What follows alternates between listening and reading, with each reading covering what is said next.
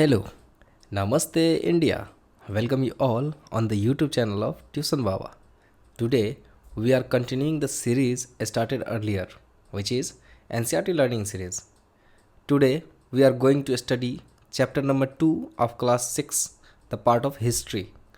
The chapter name is From Hunting Gathering to Growing Food. The video of this chapter is divided into two parts and this is the first one. So let's start the class.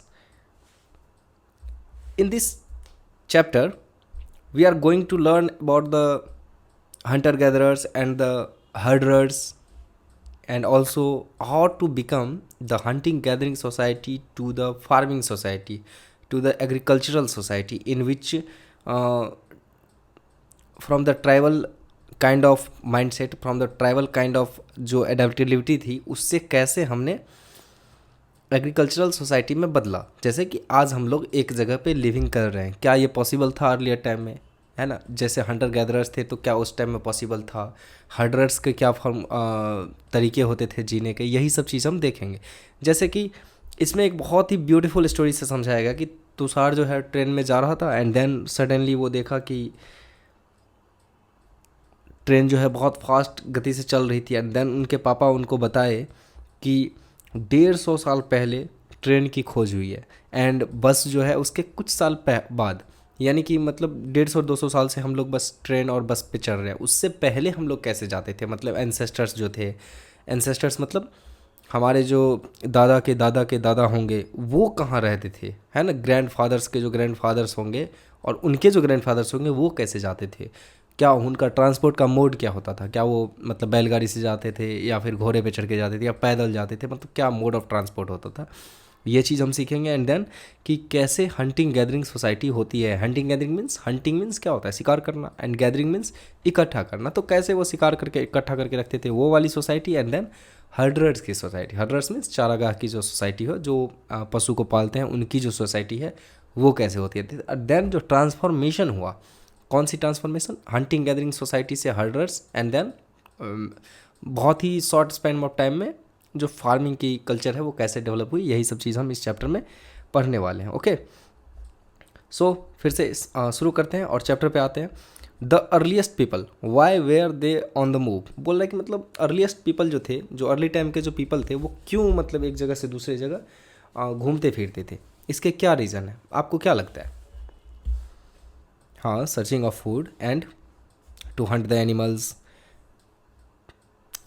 To plant and trees bears fruits in different seasons, मतलब ये कि फिर search of water during dry seasons, मतलब आप कई सारे cause बता सकते हो। 3-4 मैंने जो मेन कारण बताया वो 3-4 मेन है। जैसे कि सर्च ऑफ फूड, कि जो पहले के लोग थे वो कैसे क्यों मूव करते थे, क्योंकि उनको खाना ढूंढना पड़ता था। और हंटिंग गैदरिंग सोसाइटी जो थी, जो पहले की सोसाइटी थी, वो कैसी थी, हंटिंग गैदरिंग सोसाइटी। और हंटिंग गैदरिंग सोसाइटी होता क्या था, अगर आप हंटर गैदरर्स की आप डेफिनेशन लिखोगे तो क्या होती है, हंटर गैदरर्स आप किसे बोलते हो।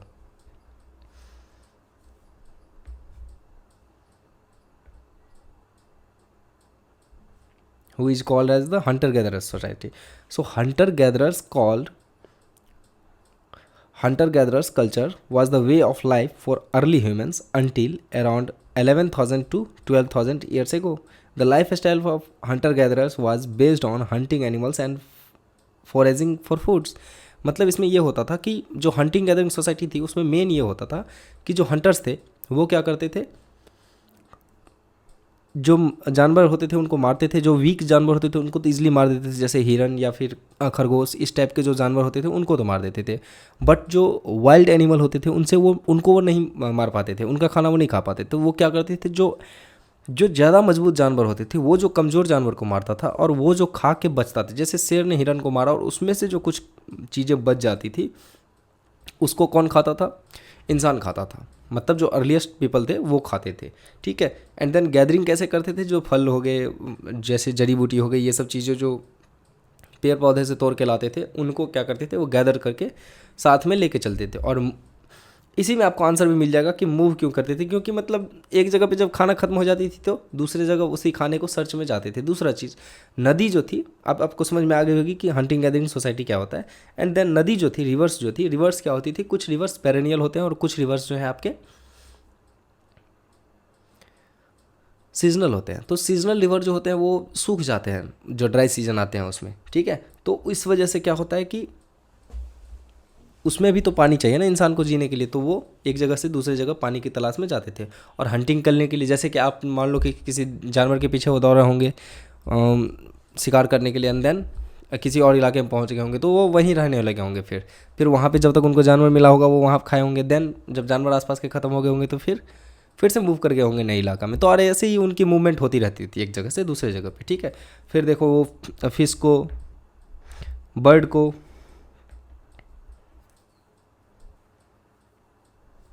Roots, nuts, seeds, leaves, stalks, eggs, ये सारे चीज़ को वो क्या करते थे, ढूंढते थे।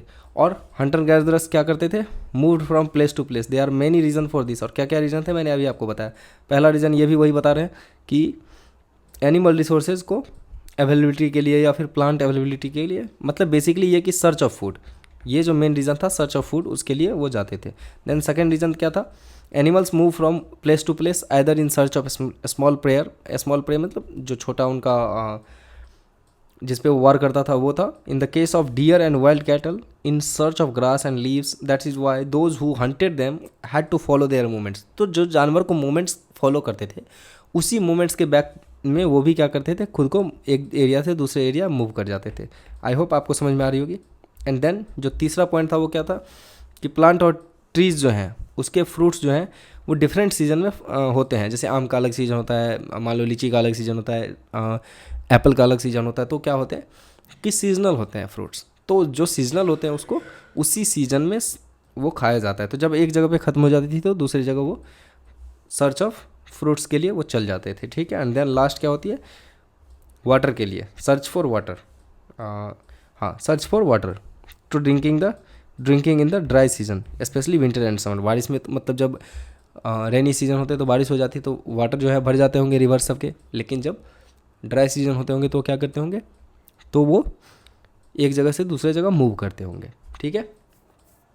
अब हम कैसे इस पीपल सब के बारे में जानते हैं, ये आपने पहले भी पढ़ा कि सोर्स हमारे लिए कितना इंपॉर्टेंट है। जब हमने फर्स्ट चैप्टर में पढ़ाया था तो आपको बताया था कि source is the most important things upon which we can rely, है ना। तो हिस्ट्री पढ़ने का यही मतलब है कि आपका सोर्स कितना वैलिडेट है। मतलब कि जैसे आपके पापा और मम्मी आपको कुछ बताते होंगे तो आप उसको सच मान लेते होगे। वाई? क्योंकि आपके मम्मी पापा आपसे झूठ नहीं बोलते हैं, आपको ऐसा लगता है, ठीक है। देन जैसे आपके टीचर कोई हैं, वो आपको अगर कुछ पढ़ाते हैं तो आपको क्यों सही लगता है। Why? The reason behind this things is कि आपको कुछ आता होगा एंड टीचर ने भी वही बातें बताई होगी, तो आपने वो चीज़ें मिलाई होगी एक दूसरे से, तो आपको लगता होगा अच्छा ये चीज़ें तो मुझे भी आती है और टीचर भी सही बता रहा है। देन वो ऐसी भी चीज़ें जो आपको नहीं आती वो भी बताएंगे बाद में, तो आप उस पर क्या करोगे, ईजिली ट्रस्ट करोगे, ठीक है।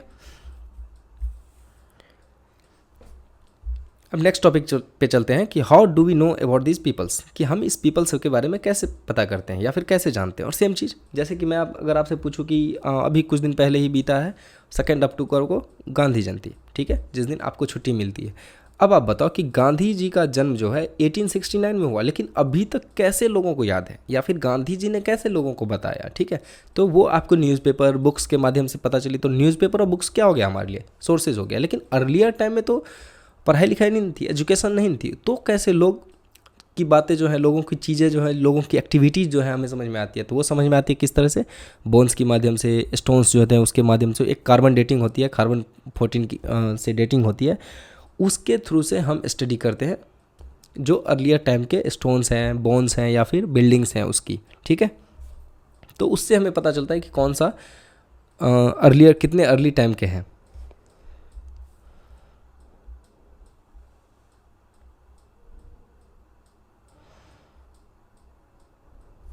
और देखो some of these stones tools were use to cut the meat and bones, scrap barks and chop fruits and roots. ये जो है किस चीज़ की बात कर रहे हैं, ये वेपन की बात कर रहे हैं। किस चीज़ की, वेपन्स की बात कर रहे हैं। कि वेपन्स से जो है क्या करते हैं, वो चॉपिंग करते थे फ्रूट्स को, या फिर वेपन्स के जगह पे आप टूल्स लिख सकते हो, या फिर स्टोन के जो है वो टूल्स बनाते थे, ठीक ना। आपको जो मेन इसमें पढ़नी है वो ये कि ये मैप को आपको ध्यान से देखना है। ये मैप अगर मैं छोटा कर पाऊँ तो ये मैप को आपको ध्यान से देखना, और इसमें मैं जो कुछ चीज़ें आपको मार्क कर देता हूँ वो याद कर लेना है। जिसमें सबसे ज़्यादा अगर कुछ इम्पोर्टेंट है तो वो हैं आपके भीमबेटका, ये भीमबेटका कहाँ पे है? एमपी में, मध्य प्रदेश, भीमबेटका इन मध्य प्रदेश।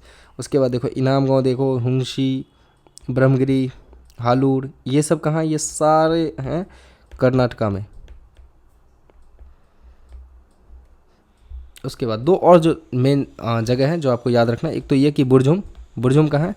जम्मू एंड कश्मीर में। और मेहरगढ़, मेहरगढ़ कहाँ है? पाकिस्तान में।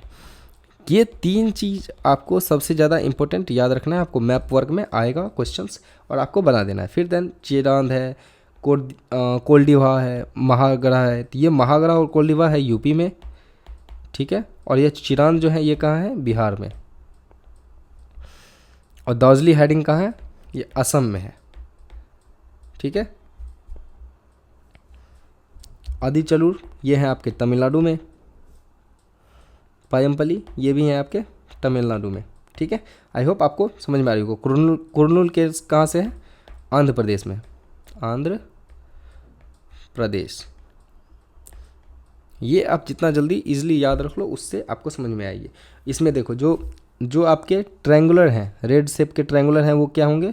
रेड शेप में जो ट्रायंगुलर हैं वो क्या होंगे? आपके पैलियोलिथिक साइट्स हैं, ठीक है। उसके बाद जो आपके ब्लू शेप में जो स्क्वायर में है वो क्या है? आपके न्यूलिथिक साइट्स हैं। जैसे आपसे पूछ देगा कि यहाँ पे मैप में दिखा देगा और जगह पूछ देगा कि पायमपल्ली कौन सा साइट्स है, तो आपको बताना पड़ेगा कि यहाँ पे क्या साइट्स है? न्यूलिथिक साइट्स है। एंड कुर्नूल कौन सा साइट्स है? पैलियोलिथिक साइट्स है। पैलियोलिथिक मतलब ज़्यादा पुराना, न्यूलिथिक मतलब नया एज का। मैं बताऊंगा अभी आपको, जब पैलियोलिथिक एज पढ़ाऊंगा तो आपको समझ में आएगी कि क्या बातें मैं कर रहा हूँ। देन मेगालिथ साइट्स है। मेगालिथ साइट्स मतलब जहाँ पे बड़े बड़े पत्थर पाए जाते हैं, साउथ इंडिया की ये स्पेशल टाइप के जो लोकेशंस हैं वहाँ पे मिलते हैं। फिर आपको अर्ली विलेज हैं, जैसे इलाम गाँव है, अर्ली विलेज में से आते हैं। फिर मॉडर्न सिटी जैसे मुंबई, कोलकाता, ये आपको मॉडर्न सिटी ड्यू टू कि आपको लोकेशन समझ में अच्छे से है इसीलिए आपको दिखाया गया। आई होप आपको मैप की क्लियरिटी होगी अच्छे से। यहाँ से जो है ये बॉर्डर बट जाते हैं इंडिया की पाकिस्तान से।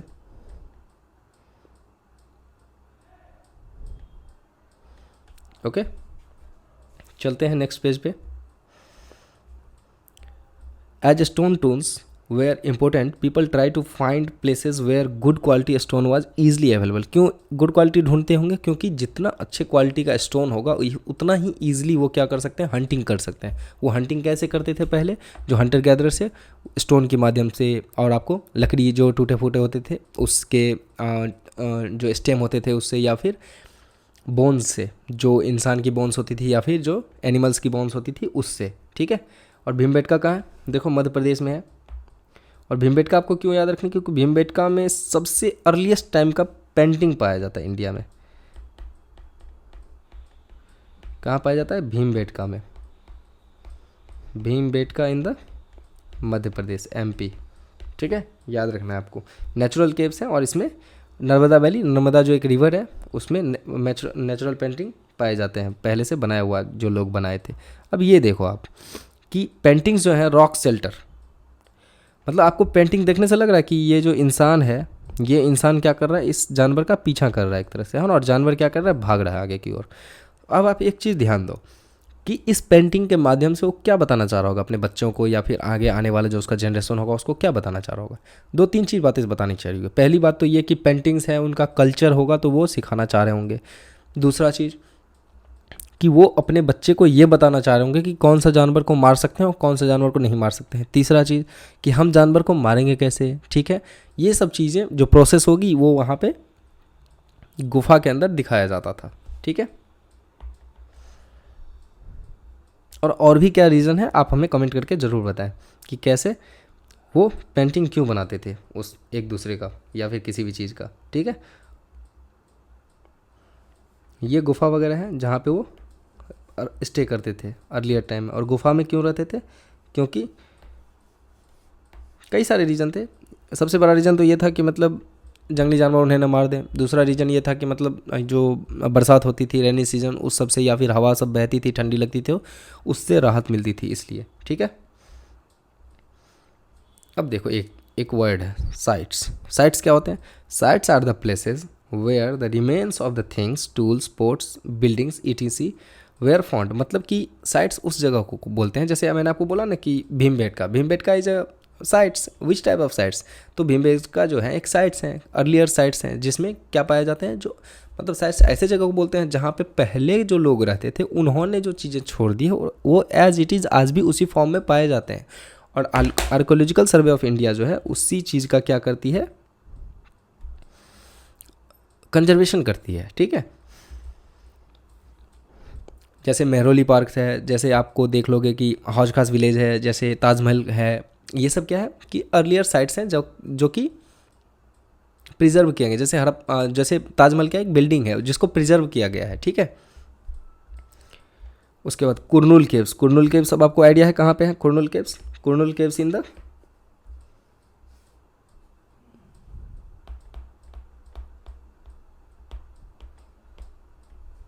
Andhra Pradesh.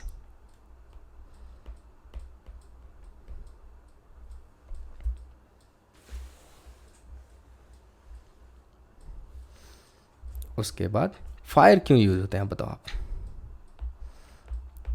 Fire could be used for many things. जैसे आज क्या होते हैं फायर, लाइट के लिए यूज़, रोस्ट मीट मतलब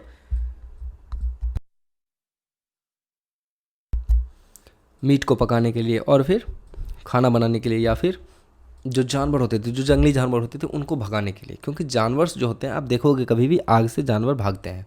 तो आग हमारे पास सबसे बड़ा हथियार था जब हमने आग की खोज की, मतलब एंसेस्टर्स ने जब आग की खोज की, जब अर्लियर टाइम के लोगों ने, तो उससे लोगों को बहुत राहत मिली। क्योंकि लोगों को अब जानवर से डर नहीं होती थी, वो गुफा के बाहर आग जला के सो जाते थे और चैन से रह पाते थे। ठीक है, नहीं तो अर्लियर टाइम में क्या होता था, वो नीचे नहीं सो पाते थे, वो जानवरों की डर से पेड़ पर रहते होते, और पेड़ पर ठंडी हवा और बरसात जो है वो तीनों लगती थी। ठीक है, तो ये सब दिक्कतें उनको आती थी।